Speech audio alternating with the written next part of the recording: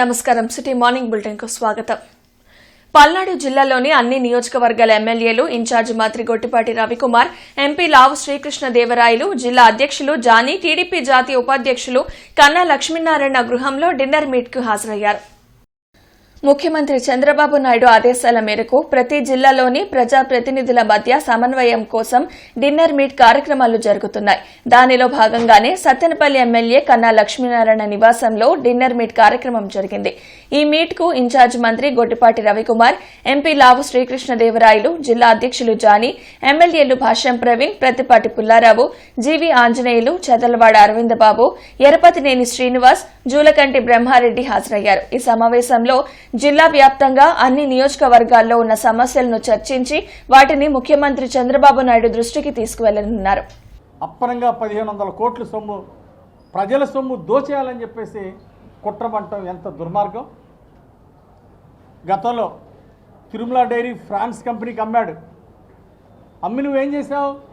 నేను 5 ఏళ్ల దాకా కంపెనీ పెట్టనని చెప్పేసి అగ్రిమెంట్ అయ్యి వాళ్ళ దగ్గర పెద్ద అమౌంట్ వైట్ మనీ తీసుకొని అమ్మిన 3వ నెలలోనే అమ్మిన తన ఫ్రాన్స్ కంపెనీకి 5 ఏళ్ళు ఏ బిజినెస్ స్టార్ట్ చేయము, ఇలాంటి బిజినెస్ స్టార్ట్ చేయమని చెప్పేసి ఒప్పందం చేసుకొని అమ్మిన 3వ నెలలోనే ఇంకో డైరీ పెట్టి, వల్లభా డైరీ పెట్టి వేరే వాళ్ళ పేరుతో తనే ఇన్వెస్ట్మెంట్ చేసి వల్లభా డైరీ పెట్టి కోట్ల రూపాయలు నిన్ను నమ్మి కొంటే నట్టేట ముంచావు.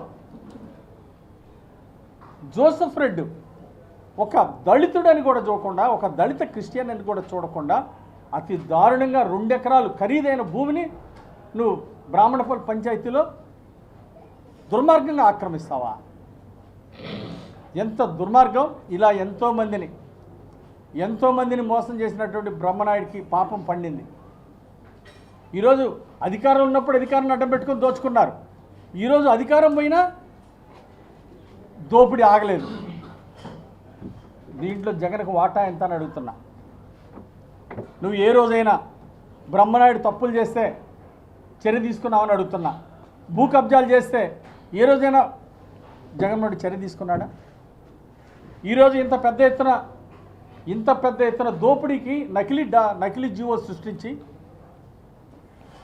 దీనికి పాల్పడితే జగన్ ఏమన్నా మాట్లాడా? ఇలాంటి వాళ్ళని ప్రోత్సహించడం జగన్ నైజం. దోపిడీలు చేయండి, కబ్జాలు చేయండి, లూటీ చేయండి. ఇదేనా మీ పార్టీ నైజం అని అడుగుతున్నా. ఇలాంటి వారిని తెలుగుదేశం పార్టీ అయితే ఉపేక్షిస్తుందా? ఇమ్మీడియట్గా సస్పెండ్ చేసేవాళ్ళు పార్టీ నుండి. మరి జగన్ ఎందుకు చేయలేకపోతున్నాడు? జగన్కి లింక్ ఏంటి? అవినీతిలో భాగస్వామి ఉంది కాబట్టే జగన్మోహన్ రెడ్డి ఈరోజు ఎలాంటి చర్యలు తీసుకోలేనటువంటి పరిస్థితి.